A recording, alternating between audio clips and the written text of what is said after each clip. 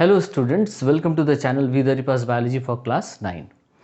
इसके पहले के क्लासेस में हम लोगों ने डिस्कस किया था जो चैप्टर वो था जीवन की मौलिक इकाई यानी कि कोशिकाओं के बारे में। हम लोगों ने देखा था कि प्रत्येक जीव का शरीर छोटे छोटे इकाइयों से मिलकर, जीवित इकाइयों से मिलकर बना होता है, जिसे हम लोग कहते हैं कोशिका।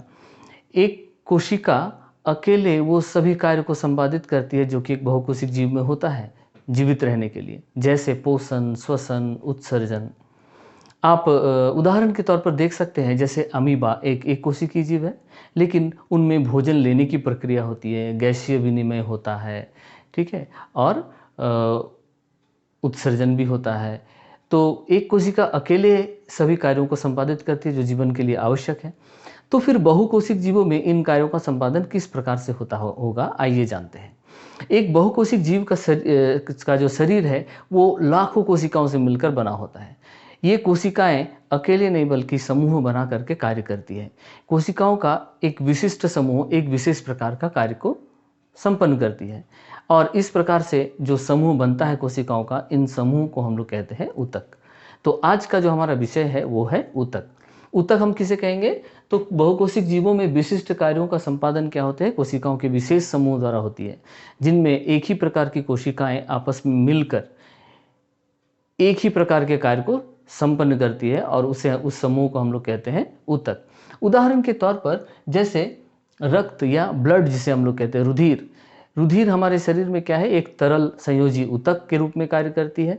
इसका कार्य है शरीर के विभिन्न भागों में ऑक्सीजन तथा भोजन को पहुंचाना।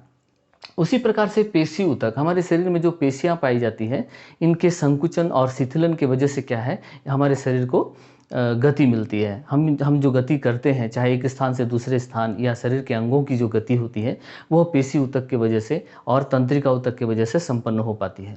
इसके साथ साथ हमारे शरीर में पाए जाने वाला पूरा कंकाल तंत्र जो है वो भी हमारे गति में मदद करती है। इसी प्रकार से पौधों में पाए जाने वाला फ्लोएम भी एक ऊतक है, जिनकी कोशिकाएं पौधे में भोजन का परिवहन तरल माध्यम में करती है एक भाग से दूसरे भाग तक। तो इस प्रकार से हम लोगों ने क्या जाना कि पौधे हो या जंतु हो, इनमें कोशिकाएं जो है समूह के रूप में कार्य करती है, और विशिष्ट कार्य को संपादित करने के लिए ये बहुत ही दक्ष होती हैं, ठीक। और ऐसे कोशिकाओं के समूह को हम लोग ऊतक कहते हैं। क्या पादप और जंतु दोनों में ही पाए जाने वाले ऊतक एक जैसे होंगे या फिर भिन्न होंगे? आइए इसे जानते हैं। एक पादप के शरीर की संरचना को देखिए, और उनमें जो पाए जाने वाले कार्य हैं उस पर अगर हम लोग ध्यान दें, तो पादप सामान्यतः एक जगह स्थिर रहते हैं। उनमें गति बहुत नगण्य होती है, निम्न होती है, यानी कि पादप कभी भी एक स्थान से दूसरे स्थान तक गति नहीं करते हैं। तो फिर उन्हें गति प्रदान करने वाले ऊतक की आवश्यकता नहीं है। जबकि जंतुओं में हम लोग जानते हैं कि जंतु एक स्थान से दूसरे स्थान तक गति करती है। अक्सर ये गति हम लोग देखते हैं, जंतु एक स्थान से दूसरे स्थान तक भोजन के तलाश में, आश्रय के तलाश में, या अपने जीवन साथी के तलाश में गति करते हैं। और इस प्रकार की गति के लिए उनमें विशेष ऊतक पाई जाती है, जैसे मांसपेशियां, तंत्रिका, कंकाल, ये सभी उनमें गति प्रदान करने में सहायता करती है। तो इस प्रकार से एक उदाहरण से हम ये समझ सकते हैं कि पादप और जंतु में पाए जाने वाले जो ऊतक हैं वो भिन्न भिन्न प्रकार के होते हैं। पादप में पाए जाने वाले ऊतकों को हम लोग पादप ऊतक या प्लांट टिश्यू कहते हैं, और जंतु में पाए जाने वाले ऊतक को हम लोग कहते हैं जंतु ऊतक या एनिमल टिश्यू। पादपों में सबसे पहले हम लोग बात करेंगे पादप ऊतक का। पादपों में जो ऊतक पाए जाते हैं वो सामान्यतः दो प्रकार के होते हैं। एक होते हैं विभाज्योतक या मेरिस्टेमेटिक टिश्यू, दूसरा होता है स्थायी ऊतक या परमानेंट टिश्यू। विभाज्य ऊतक या मेरिस्टेमेटिक टिश्यू क्या होता है? पौधे में ऐसे ऊतक होते हैं जिनकी कोशिकाएं लगातार विभाजन करते रहती है और अपनी संख्या बढ़ाते रहती है। इस प्रकार के क्रिया से क्या होता है, पौधों में कोशिकाओं की संख्या बढ़ती है, जिससे पौधों में के विभिन्न भाग वृद्धि कर पाते हैं। तो वृद्धि के लिए उत्तरदायी जो ऊतक है पादपों में, उसे हम लोग कहते हैं विभाज्य ऊतक या मेरिस्टेमेटिक टिश्यू। इन कोशिकाओं की खासियत क्या है कि ये लगातार विभाजन करते रहते हैं, ठीक है, और इनकी संख्या में वृद्धि करते रहते हैं। आइए देखते हैं कि विभाज्य ऊतक की क्या विशेषता है। हम लोग एक छोटा सा क्रियाकलाप कर सकते हैं जिसके माध्यम से हम लोग समझ पाएंगे कि विभाज्य ऊतक पौधे के लिए कितना महत्वपूर्ण होता है।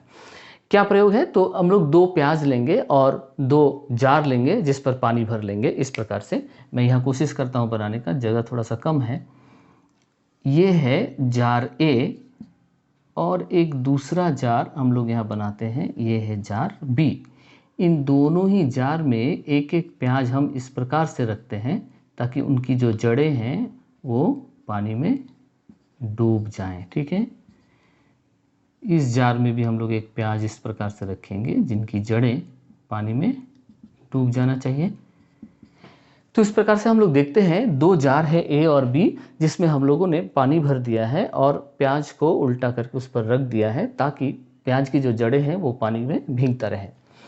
इसको इसी प्रकार इस जो सेटअप हम लोगों ने तैयार किया इसे 4-5 दिन के लिए छोड़ देंगे हम लोग। ठीक है, तो जब इस सेटअप को तैयार करते हैं तो 3 से 4 दिन बाद हम लोग ऐसा करेंगे कि जार ए और बी दोनों में हम लोग देखेंगे कि जड़ों में वृद्धि हो रही है, जड़ की लंबाई बढ़ रही है। तो 4 दिन बाद हम लोग क्या करेंगे, या चौथे दिन में हम लोग जार बी में जो प्याज की जड़ें हैं उसे थोड़ा सा, है ना, शीर्ष से थोड़ा सा काट लेंगे कुछ जड़ों को, जबकि जार ए में हम लोग ऐसा नहीं करेंगे। तो हम अगले 5वें दिन क्या अवलोकन करेंगे कि जार बी की जो जड़ें हैं जिनका हम लोगों ने शीर्ष भाग को काट लिया है उन जड़ों में कोई वृद्धि नहीं हो रही है, जबकि जार ए की जो जड़ें हैं वो लगातार वृद्धि कर रही हैं। ठीक है, ऐसा क्यों हुआ? ऐसा इसलिए हुआ क्योंकि जड़ के शीर्ष भाग में विभाज्योतक पाया जाता है जिनकी कोशिकाएं लगातार वृद्धि करने के कारण जड़ों की लंबाई बढ़ती है। जब हम जार बी से जड़ों के शीर्ष भागों को काट लिए तो विभाज्योतक को हम लोगों ने हटा लिया। जब विभाज्योतक उसमें बचा नहीं तो फिर जड़ों में और वृद्धि हुआ नहीं, जबकि जार ए में जो प्याज की जड़ें हैं वो लगातार वृद्धि कर रही है। इसका कारण क्या है? इसका कारण है कि उनमें विभाज्योतक मौजूद है और विभाज्योतक की कोशिकाएं लगातार विभाजन करके जड़ की लंबाई को बढ़ाती है। तो इस प्रयोग के द्वारा हम लोगों ने ये सीखा कि विभाज्य ऊतक जो है पौधे की वृद्धि के लिए जिन भागों में भी वो पाया जाता है उस भाग की वृद्धि के लिए उत्तरदायी है।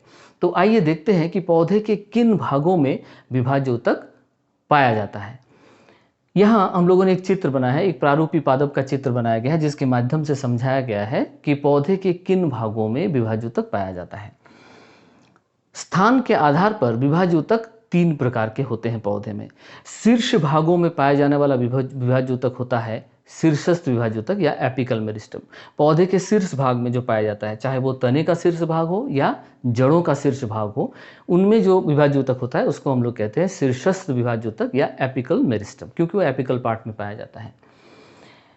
पौधे के तने के किनारों या जड़ों में, है ना, लैटरल पार्ट में जो विभाज्योतक पाया जाता है उसे हम लोग कहते हैं लैटरल मेरिस्टम या पार्श्वीय विभाज्योतक। इसे कैम्बियम के नाम से भी जाना जाता है। इस विभाज्य ऊतक के कोशिकाओं के विभाजन के कारण क्या होता है, तने की मोटाई या जड़ की मोटाई में वृद्धि होती है।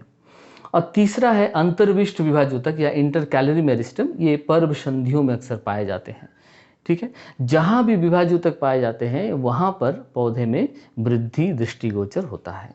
ठीक है, जैसे शीर्ष भागों में पाए जाने वाले विभाज्य ऊतक पौधे की लंबाई को बढ़ाता है ऊपर की ओर, जड़ों में जड़ के शीर्ष भाग में पाए जाने वाले विभाज्य ऊतक जड़ की लंबाई को बढ़ाता है, तने के पार्श्व भाग में पाए जाने वाले विभाज्य ऊतक तने की मोटाई को बढ़ाता है, जड़ में है तो जड़ की मोटाई को बढ़ाता है।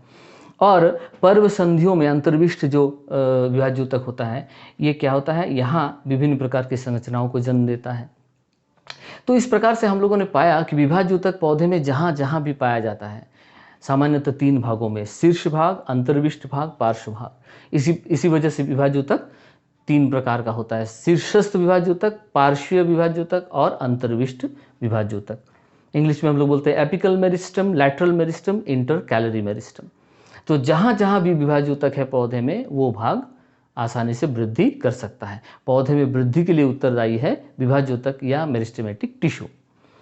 इसके आगे है स्थायी ऊतक या परमानेंट टिश्यू। परमानेंट टिश्यू क्या होता है, हम लोग थोड़ा सा इंट्रोडक्शन कर लेते हैं यहाँ पे। तो स्थायी ऊतक या परमानेंट टिश्यू वो होता है जब विभाज्य ऊतक की कोशिकाएं विभाजन करना बंद कर दें या अपना जो कैपेसिटी है विभाजन करने का उसे खो दें और वो कुछ दूसरे कार्य के लिए विशिष्ट हो जाए, रूपांतरित हो जाए, तो ऐसे कोशिकाओं को हम लोग कहेंगे, ऐसे इस प्रकार से बने ऊतक को हम लोग कहेंगे स्थायी ऊतक या परमानेंट टिश्यू। तो आज के इस एपिसोड में, आज के इस क्लास में हम लोगों ने क्या सीखा, हम लोगों ने ऊतक के बारे में जाना, ऊतक क्या होता है और बहुकोशिक जीवों में ऊतक का क्या महत्व है, ऊतक किस प्रकार से कार्य करते हैं, ऊतक की संरचना कैसी होती है, पौधे और जंतुओं में भिन्न भिन्न ऊतक पाए जाते हैं क्योंकि उनकी आवश्यकताएं अलग है, और पादपों में विशेष करके हम लोगों ने 2 प्रकार का ऊतक पढ़ा, विभाज्य ऊतक और स्थायी ऊतक।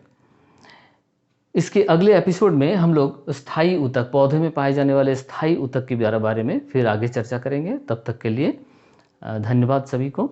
Thank you.